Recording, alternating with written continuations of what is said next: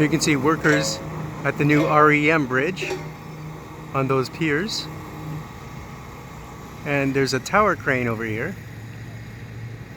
So they'll be lifting girders fairly soon onto these piers.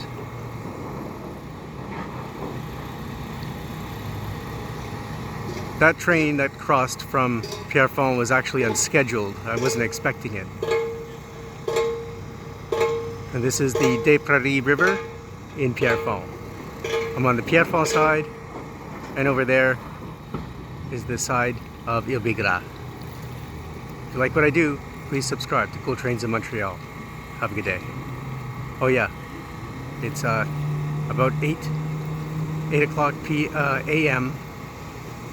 on Thursday, the 15th of July, 2020.